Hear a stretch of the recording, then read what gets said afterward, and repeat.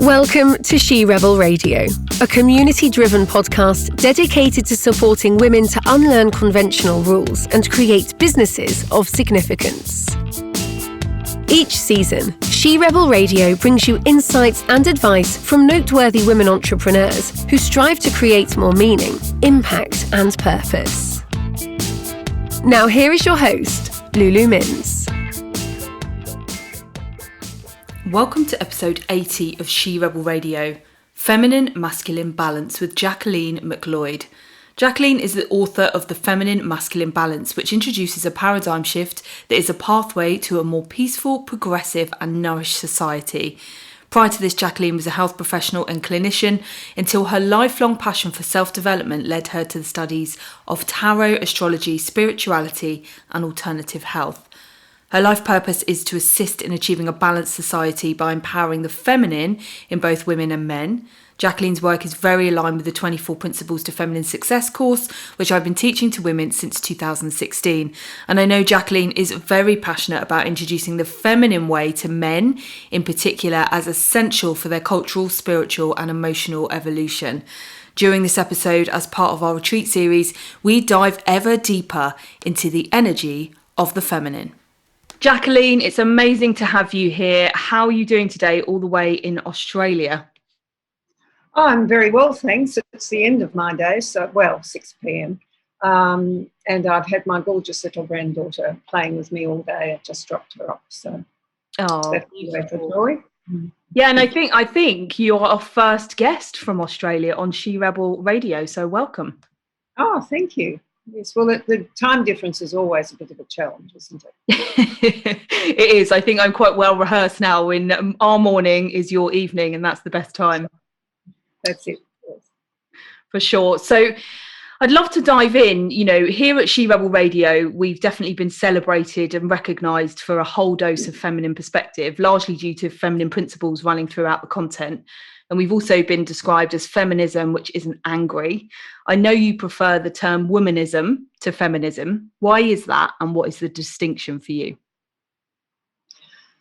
First of all, I'd actually like to make a little comment about feminism that isn't angry, because I see that as there are some feminists who see all men as the enemy. Mm-hmm.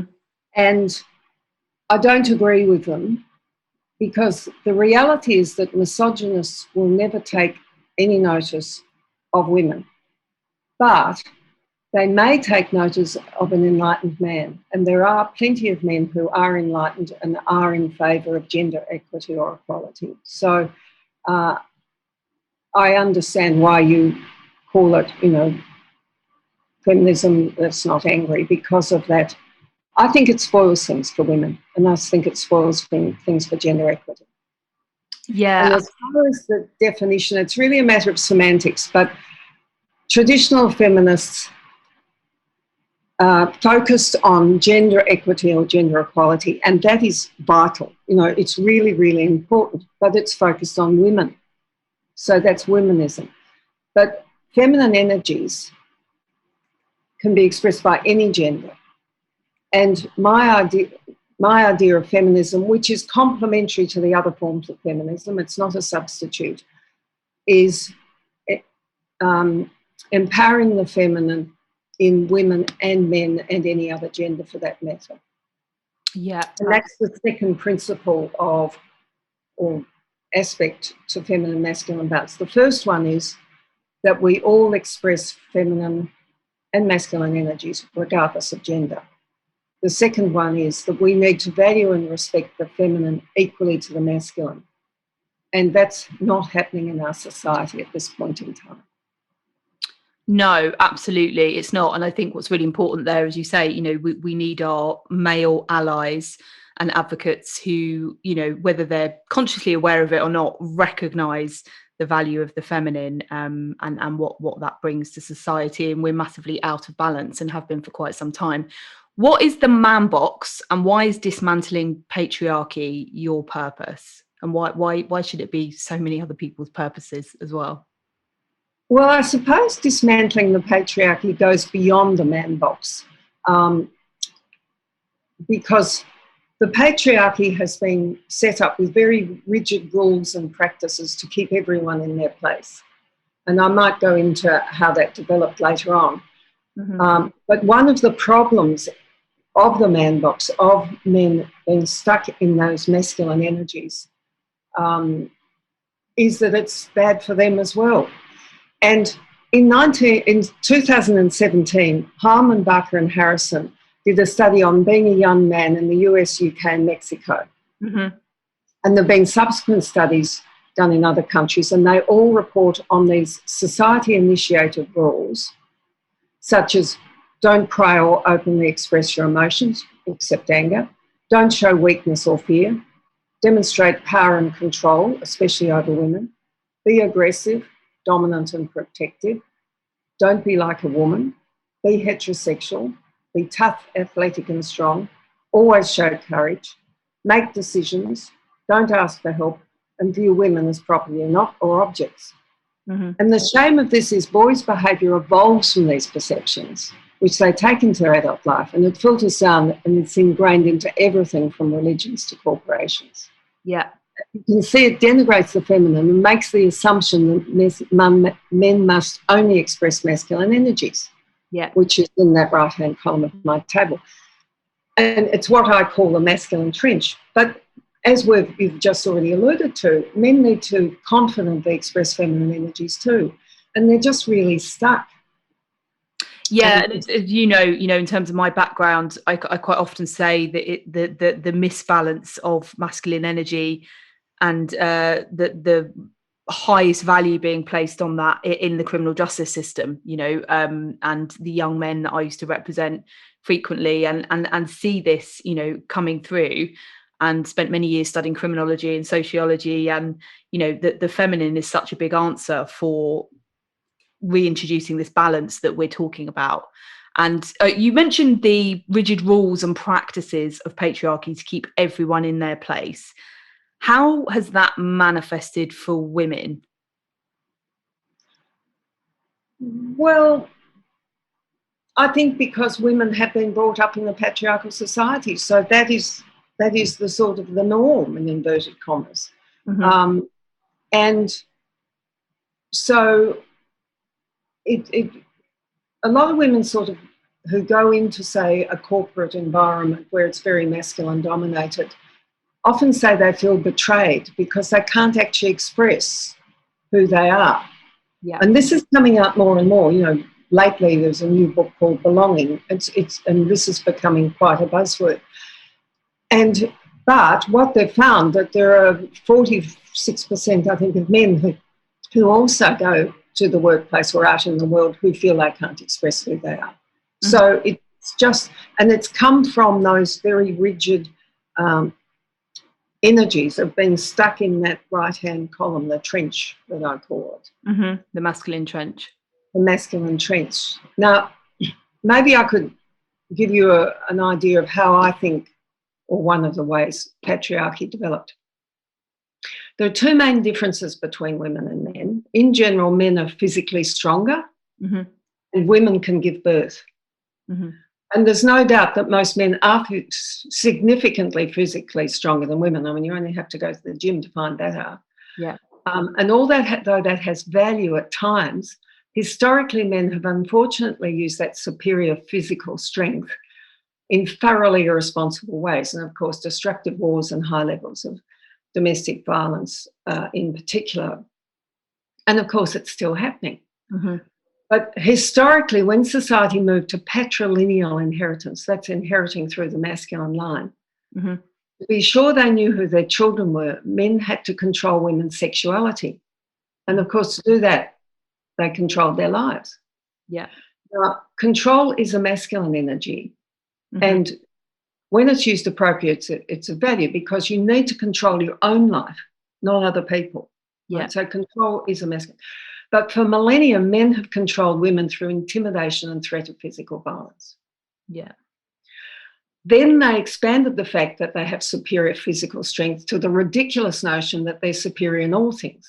And they exhibit a range of absolutely absurd antics to maintain that fantasy of superiority.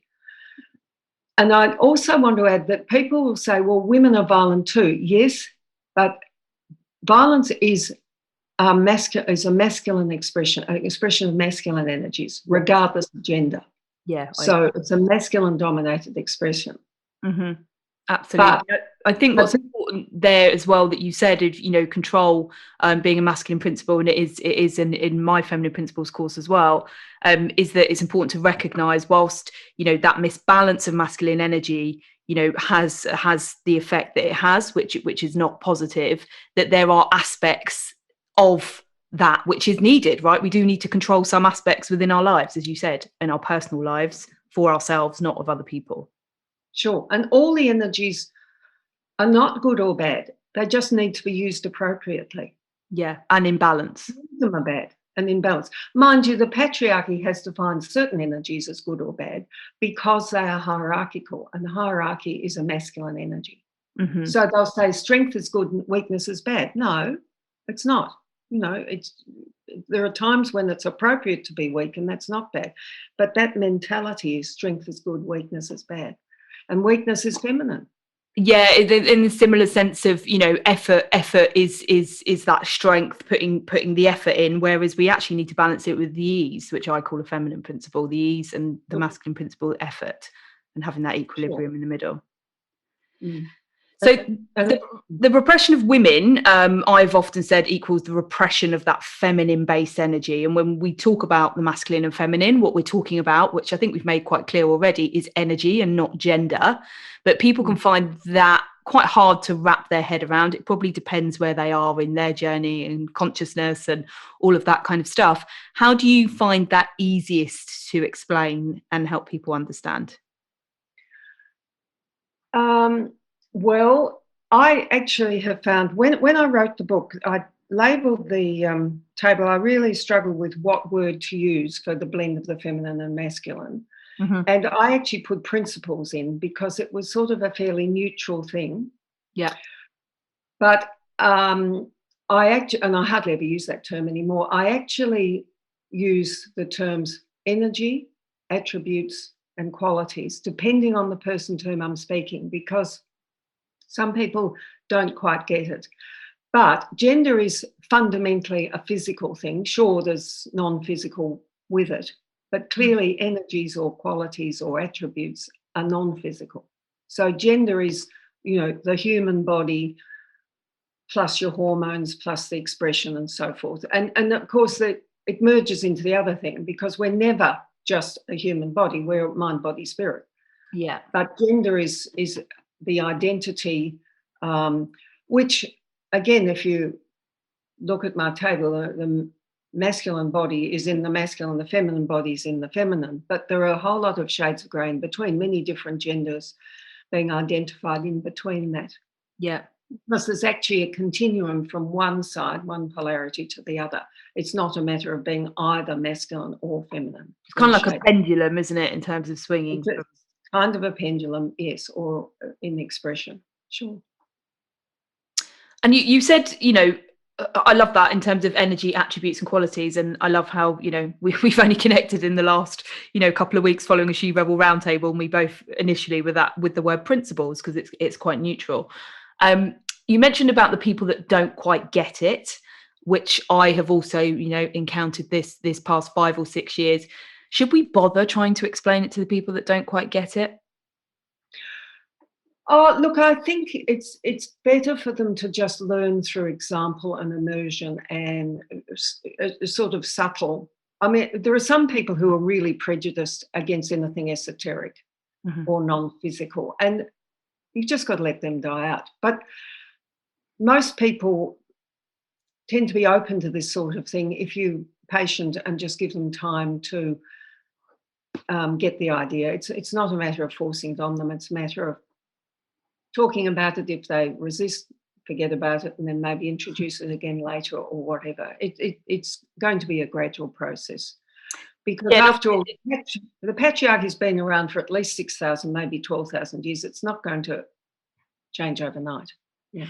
No, it's not. And I've definitely found, since the pandemic, people are certainly more open to this level of conversation of looking at things differently. And interestingly, you said there, people can be prejudiced about the non-physical. Do you see that as being prejudiced again and of the feminine?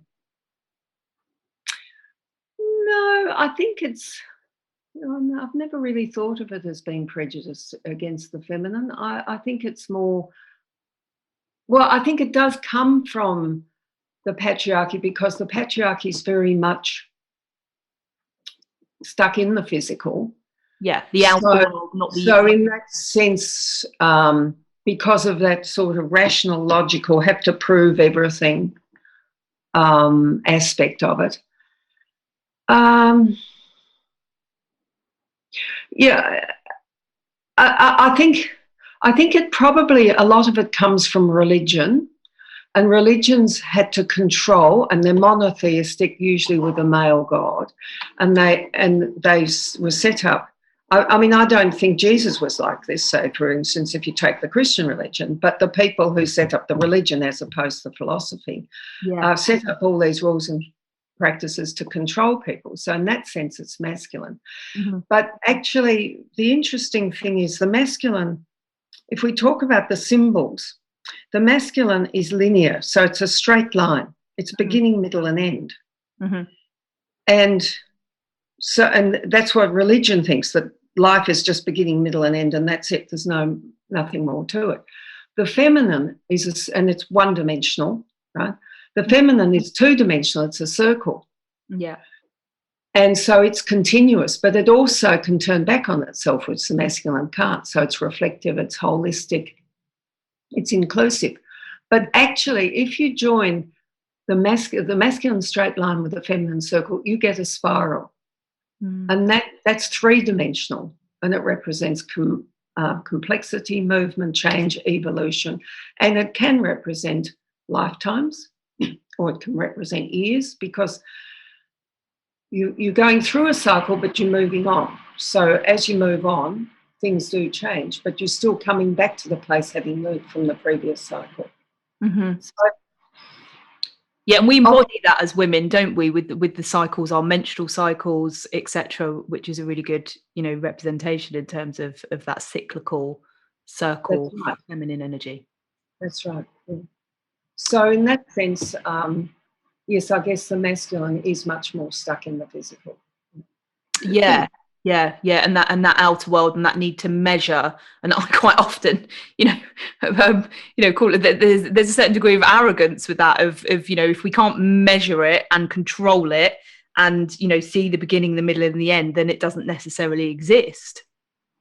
And if you can't prove it, but the joke is, I've lived long enough to see that scientists have said this is it, and then we've learned something more.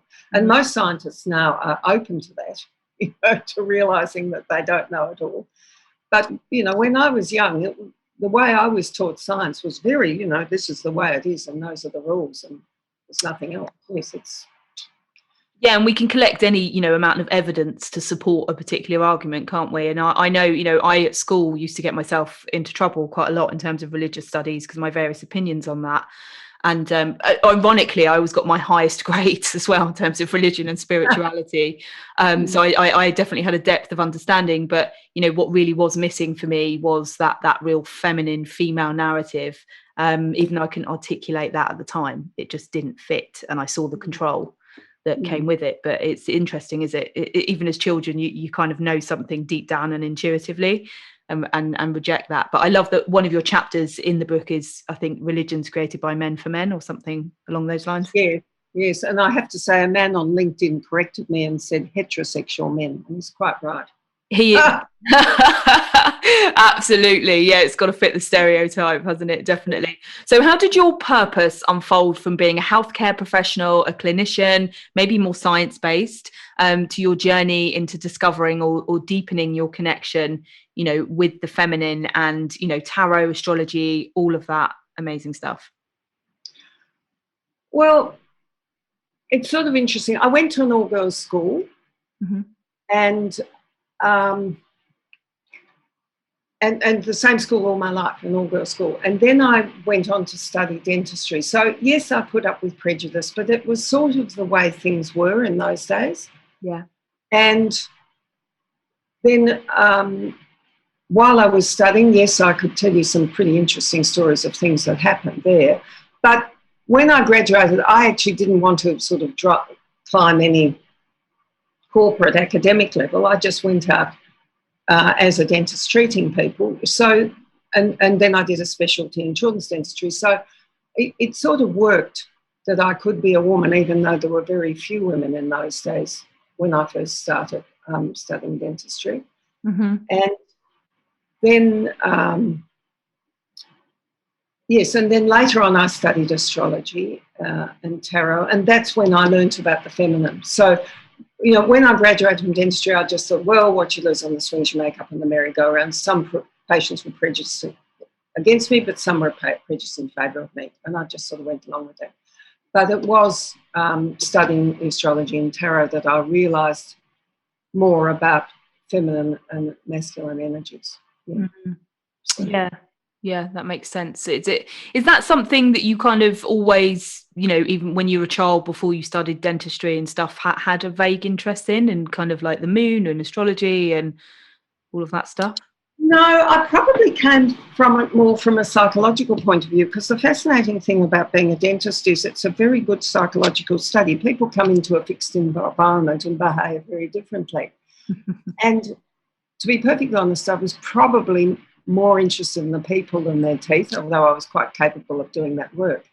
And the other thing is children's dentistry is actually about 75% patient management, and I was really good at that. You know, it was what I enjoyed, getting a frightened child and encouraging them to be able to handle their fear and be able to become a, inverted commas, good patient. And I used to say to them, you know, if you can get over this fear, you can get other fears in life. So I was probably more focused on that then. But then once I got into astrology, and also I had a non-religious upbringing. Mm-hmm. The funny story is my father rejected religion when he was a teenager. Yeah. And when he married my mother, he was 23, my mother was 20. Mm-hmm. But I think she only went to church because everyone else did. I don't think she was particularly spiritual. And my father didn't like her going to church, but she didn't like him going to Labor Party meetings, and that's the sort of workers' party. And she was a bit of a snob, so she didn't like him going to that. So they had this agreement: if he didn't go to Labor Party meetings, she wouldn't go to church. Yeah. So I wasn't christened or anything, and I learned very little I learned a little bit at school about religion. I never went to church. And I say I had no idyllic childhood, no politics and no religion, you know, tongue in cheek. Mm-hmm. But so I was sort of aware of things like reincarnation and religions, but they were sort of outside my real sphere. Yeah. And it wasn't until very sadly my first baby died of cough death. Now, when I picked him up, when I found him his lifeless body, his spirit actually dissipated. I felt it dissipate when I picked him up. Right. And I think that was a real awakening for me and a realisation of what spirit was all about. Yes. Yeah. Before that, I was probably more focused on the physical. Yeah, thank you for sharing. I was going to ask, you know, what is the reality of a feminine awakening for us as women? And you've just shared that.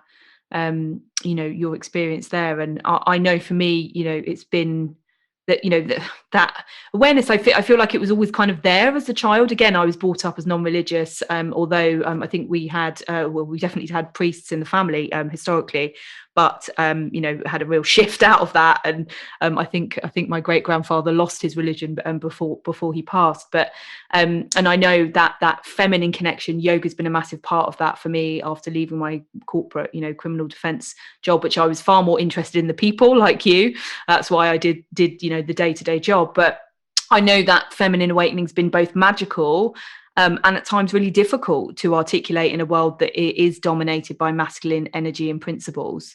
And do you think more of us as women are having that feminine awakening, and do we have more of a responsibility to reintroduce those feminine-based principles in the masculine-dominated society that we've kind of laid out here, do you think? Yes, actually, Astrologically, this will happen. It is happening. It can be described astrologically, but that's a bit too complex to go into now. But if we have a look historically, women were oppressed for so long, but then there were the suffragettes, right, in the 19th century, and they were fighting for things like the vote and equality. And then the World War, the First World War, and particularly the Second World War came along, and women had to work in factories and men's jobs because the men were at war. And when they came back, the women said, no, we don't want to give up our jobs. We're quite happy doing these jobs. It was quite a response to all this. It didn't really become mainstream, I shouldn't think really, till the 1960s, when more and more women wanted to go out into the workforce. So women have been basically the society's leaders, because this led men to think, hang on, I'd like to be involved in parenting. Now, they were a bit slack about getting involved in home duties, shopping, cooking, cleaning, but at least they got interested in parenting and then sort of eased into maybe helping out in other areas. And so that has been the influence in the home. But when you think about it, the influence of work, okay, women went to paid employment, and that in many cases they had to behave like men, or they felt they had to behave like men. But women represent the feminine, and they will always be more feminine than most men. And so even though they were behaving like men, it wasn't quite the way men behaved. So bit by bit by bit, the feminine is easing into all areas of life. And I'll give you an example of what I mean. A woman asked me, why, when my husband is rational and logical, is it different from when I'm rational and logical? Now, in my table, the feminine polarity to being rational is being intuitive. The feminine polarity to being logical is being emotional. But the blend is sensibility or common sense and awareness. So it means that when a man, and you'll know this in the law, sometimes they are so rational and logical, it's actually irrational and illogical, the outcome. Right? Whereas a woman will be rational and logical with a dose of common sense and awareness. So she's still being rational and logical, but it's a bit to the left of that pure rationality and logic. Now, if you expand that into everything a woman does in the world, in the workplace, and so forth, it is obviously diluting that really rigid masculine energy. Yeah. And so, yes, I think we as women are leaders, but there are men who are really happy to come on board and assist with that leadership with the feminine. So it's a bit of both.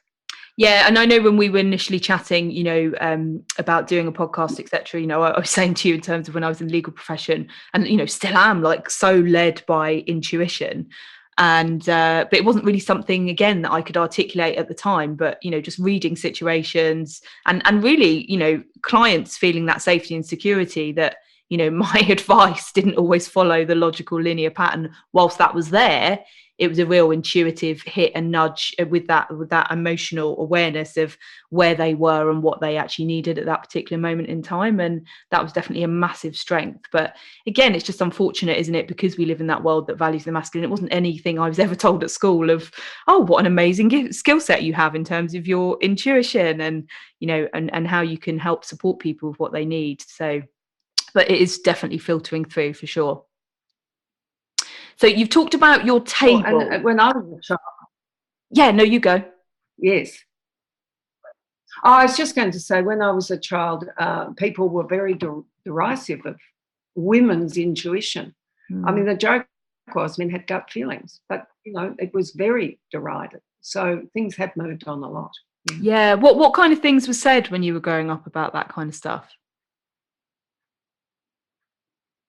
It was just discounted anything intuitive. Oh, women's intuition, and you were just basically stopped. Yes. Yeah, not important. Yeah. Yeah. It doesn't matter. You can't. Yeah, definitely. We've talked about your table, and we will put in the show notes how people can access that if they want to print that out before, whilst listening to this or listening back through this. We, again, in our discussions have compared some of our masculine and feminine principles with real strong similarities. You had your breakthrough with adding a third column and finding that balance part, hence why your book is called A Feminine Masculine Balance. It's that middle column.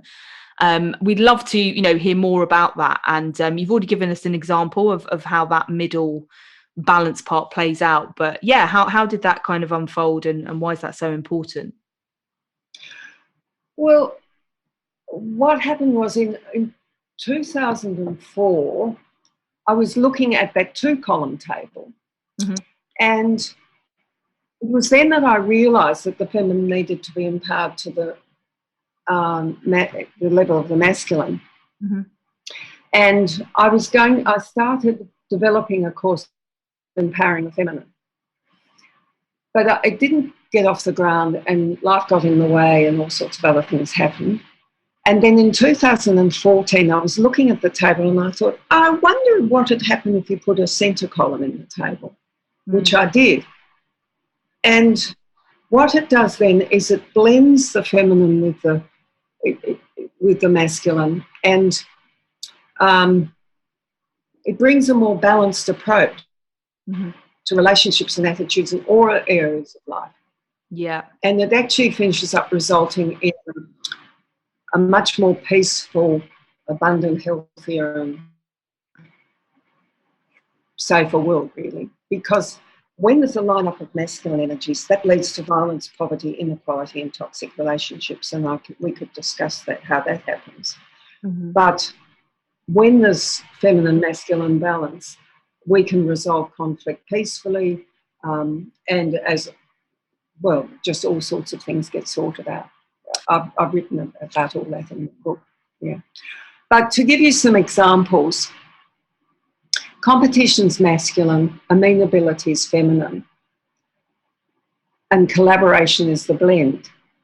So there's a saying in sport that a champion team is more effective than a team of champions, because a team of champions is a whole lot of independence is masculine, players just running around doing their own thing.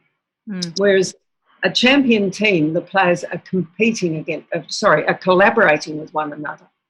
They're still competing against the other team, but they're collaborating with one another.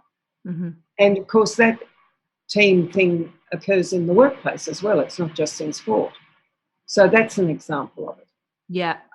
We talked about strength and weakness. Now, there's a continuum from one end of the table to the one side of the table to the other.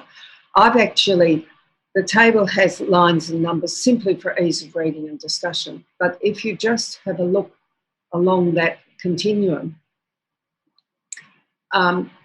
if an athlete only does strengthening exercises without any passive feminine stretching exercises, their ligaments and muscles get tighter and tighter, and they're more prone to injury because they lack flexibility, which is the in between the strength and the weakness. And again, in the workplace, a person who's very dominating and strong personality lacks resilience, which is so important. But not only that, if you look at that continuum from strength to weakness, where does tenderness lie? And tenderness is right down the weakness end of that continuum, because weakness isn't bad.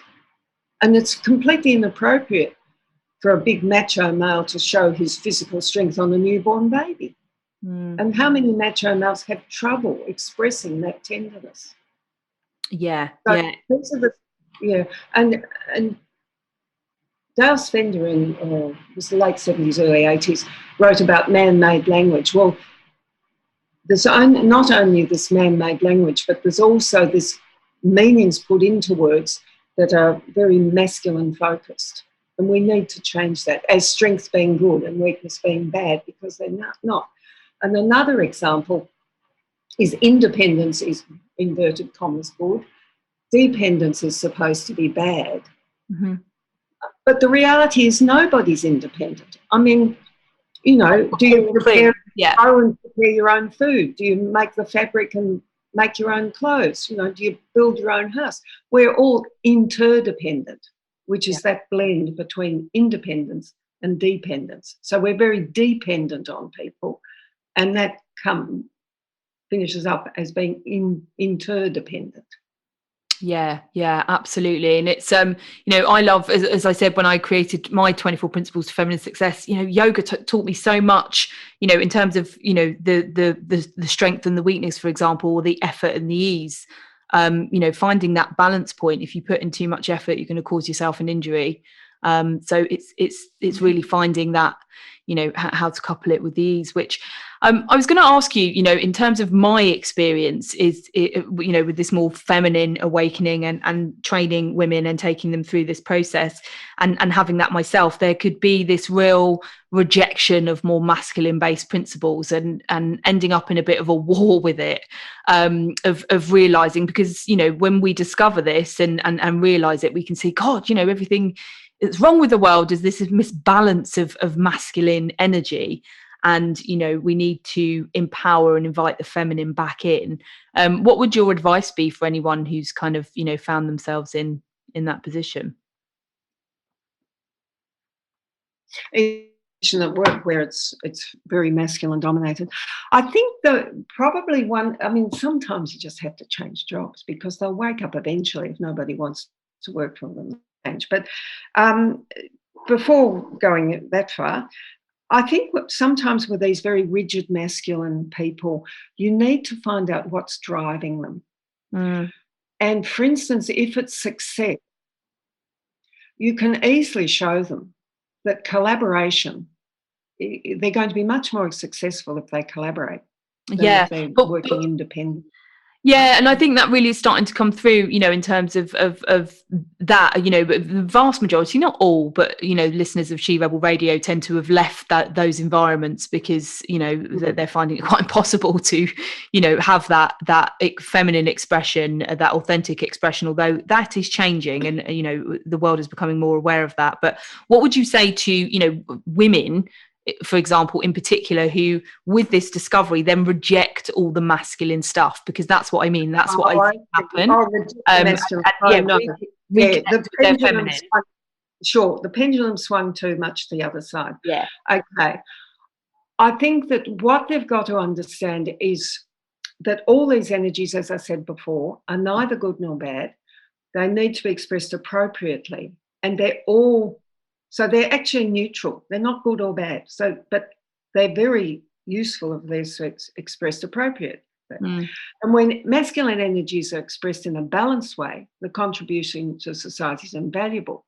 The problem is when they line up and expressed without being balanced by feminine energies. That's when they become distorted and dominating. And that's why I call that masculine dominating. Yeah. And I've renamed this patriarchy masculine dominated society because I believe it's a more accurate description. The term patriarchy is gender-based. It means rule of the father. And women can be patriarchal too. You can only have a look at Margaret Thatcher to see that. Yeah. But the thing is that then if you go way over to the feminine side, the feminine is passive. Now, there's nothing good or bad about being passive, but it is passive. The masculine's active, okay? But feminine energies, if they're not balanced by masculine energies, lead to extreme passivity, dependence, lack of energy and initiative and lack of enthusiasm and so forth. And an example is a highly imaginative person who they need to bring their chaotic, and chaos is feminine, imaginings, and imagination's feminine, into form by being balanced by masculine order. But so it is a matter of this interplay between the feminine and the masculine and blending them. And so it's sort of understandable if someone's being really hurt by the masculine for them to swing across to that side, the feminine side, to the pendulum. But, then we just need to come back to the centre. But not get stuck in that centre column because it's appropriate to express masculine and feminine energies too. Yeah, and that's the thing, isn't it? It's a constant state of flux and change, and that as everything is. So, how did all of this lead to the writing of your book, Feminine Masculine Balance? I think you wrote it in 2019. well, I launched it in 2019, yes. Actually, about the time in 2014, about that time when I thought of this centre column, I was having dinner with a friend and she said, "Are you going to write a book?" And I said, "Oh, I'm not a writer." And she said, "We're talking about information here, not literature." And I thought, oh, okay, because I'm basically science-based. I'm not really a writer. So I thought, okay, well, I'll start. So I started by, actually, I usually get my ideas when I wake up in the morning because I've slept on them, and I jot ideas down. And I had a document in my computer called Book, and I would just jot my ideas down and put them and then transfer them into a document in the book.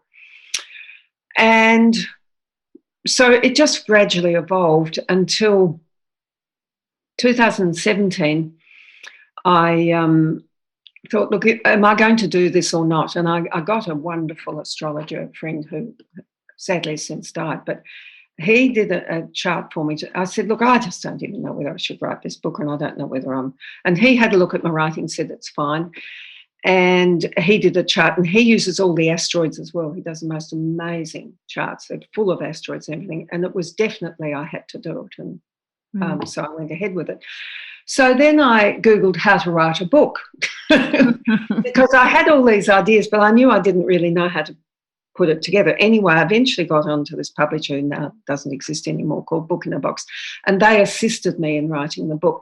But my initial title was Healing the Feminine, but the book outliner suggested 10 things that should be bloody obvious by now. And I thought, no, I don't think I could use the word bloody. And anyway, he'd left out parenting. So we had 11 things that should be bleeding obvious by now. And hence, if you have a look at the cover of the book, you've got this drippy blood on it.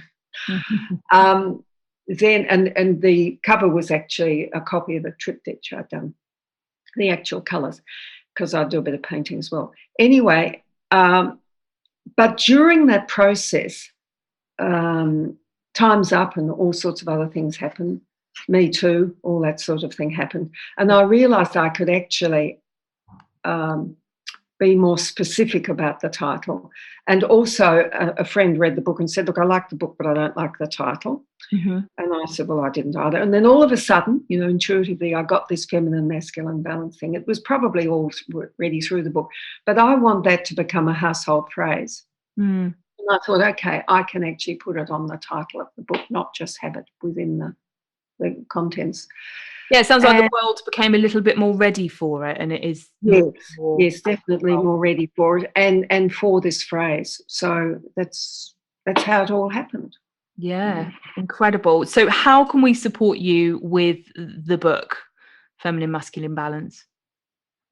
Well, obviously, I'd love people to read the book and do reviews, because that's how other people find out about feminine masculine balance. So unfortunately, Amazon won't allow people to do reviews unless they spend $50 on Amazon in the previous year. So if you write a review and you're rejected, you're very welcome to send me the review to my email. That's femininemasculinebalance@gmail.com. And I can put it on the editorial reviews. I've only just discovered this, and I believe they only come up in the US, but that's better than nothing. And I can also put it on my website. Brilliant. Also, I'm active on LinkedIn. I do post on Facebook and Instagram, but I really find I've only got time for one to be active. So, reading my posts, sharing my posts or commenting or whatever also helps people find out about it because of all these dreaded algorithms. Now, I'm a tech dinosaur, and all this has been a huge challenge for me. And you're doing pretty well, because people connected us after the She Rebel Roundtable, and also I think lots of our She Rebel Radio listeners probably spend $50 a month on books. I know they're all avid readers, but it's great to have your email address. But they may not spend them on Amazon. You can buy books in other ways. Yeah, I know there is that as well, but it's we will put all the information in the show notes, so people can purchase the book and connect with you. And is there anything you'd like to share before you go? And I know that we're going to be keeping in conversation, because the things that we do and teach are so much in alignment. Well, I love any feedback. I don't care whether it's positive or negative. I love feedback. So please either email me or message me on LinkedIn or whatever. Anything you want to know, any questions you want to ask, any feedback you want to give, that's wonderful. Because the thing about feminine and masculine balance that I've found is that it's helped me understand people's behaviour better and navigate life better. And also, I discovered it fulfilled my life purpose. I don't know whether I knew about it entirely before I did it, but I certainly know now, and that is helping dismantle a patriarchal society with its violence, poverty, inequality and toxic relationships, and replace it with a safer, healthier, more peaceful and abundant society. Yeah, beautiful. And I think, it's what's really important, because I know, again, so many listeners are really passionate about all of those things, is that we have to do that inner work and create that balance within ourselves. And I know, my clients that I've taken through, these processes, if I can, probably the wrong word for it, it's affected business, life, relationships, everything. And that's definitely been my journey with, re-inviting the feminine back in as well. So it's been amazing to have you, Jacqueline. Thank you so much. Well, thank you, Lulu. And I think you're doing a brilliant job too. And I'm very grateful to be on your podcast. Amazing. Thanks, Jacqueline. Thanks.